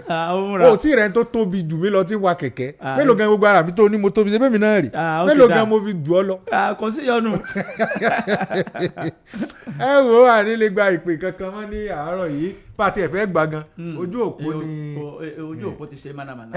Akínwùmí Abọ́sẹ̀dé wọ́n ní gọ́tà tó wà ní oríta òkè ìgànná níbi tí àwọn ọlọ́kadà máa ń wà wọ́n ní àwọn èèyàn ti sọ di àkìtàn wọ́n ní gbogbo bẹ̀ níṣe ni máa ń ṣàyàn wọ́n ní gbogbo bẹ̀ gbogbo àwọn ibi tí wọ́n ń da ilẹ̀ sí yẹn kò yẹ ká ẹ mọ̀ àwòrìta òkè ògànná àárín ìlú ni kò sí ẹni tí kọ́ba tìjòyè ó máa bọ̀ ibi tí wọ́n kọ́kọ́ dé sí lókè ònu kò yẹ ká máa dàdọ̀tí bẹ̀ kò bójúmu o arábìnrin Akínwùmí Abọ́sẹ̀dé noted àwọn náà ti máa gbọ́ bẹ́ẹ̀ yẹn. bẹ́ẹ̀ ni Amos Adébárè wọ́n ní ẹ kú ètò ẹ dákun ẹ bá wa sọ fún àwọn ìjọba nípa ọ̀nà sádò ti ìlú Ìlérò tó já sí ìlú Bàbá Ọdẹ kí wọ́n bá wọn wá ojútùú àti ọ̀nà àbáyọ sí ojú ọ̀nà náà Amos Adébárè ló fi àtẹ̀jíṣẹ́ náà sọ̀wọ́. nígbà tí yóò sí àtẹ̀jíṣẹ́ tí yóò sì sí pè mọ́ ẹ já máa dágbére fún ti tàárọ̀ yìí ní rí jù báyìí lọ lórí ètò àjímúná ròyìn fún ti tàárọ̀ yìí máa pàdé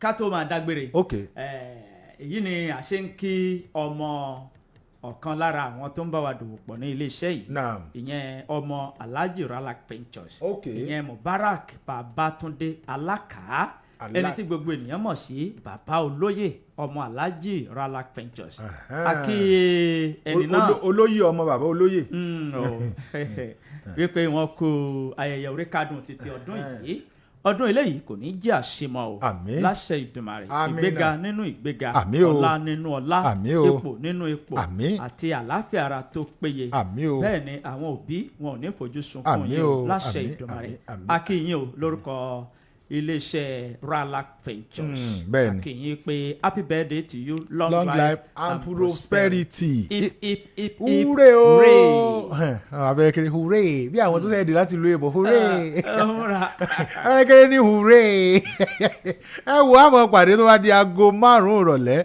lórí ètò àgbẹ̀lọba títí ìgbà náà Ọlárẹ̀wájú Álímì ló kọ tèmi èmi ò ní kú o ẹ̀yin náà ò ní kú gbogbo àpátápátá kájọ máa fa ìkú dẹ́gbẹ̀rá ó dàbọ̀. tó akínyín alòyìn lọ́gọ̀ ẹnu yìí pé ẹ káre láì tiẹ̀ ń gbọ́ wa ẹ jẹ́ àjọ pàdé tó bá di aago 4 òní ṣe aago 5 lórí ètò Mọ́sọ̀rẹ́rẹ káàdì là ń fi ètò náà kà ẹ wá ra káàdì káfí bá yín kí àwọn ènìyàn yín abẹ́rẹ́kẹ́rẹ́ àdégbìtẹ́ lórúkọ mi mò ń dágbére lórí ìròyìn àjímọ́ná fún títí òwúrọ̀ òní wípé níbi orí mi ó ti là ẹlẹ́dàá mi ò máa ṣáì gbèmídébẹ̀rẹ̀ náà ìpàdé wa yóò tún di ìrọ̀lẹ́ o ó dìgbà.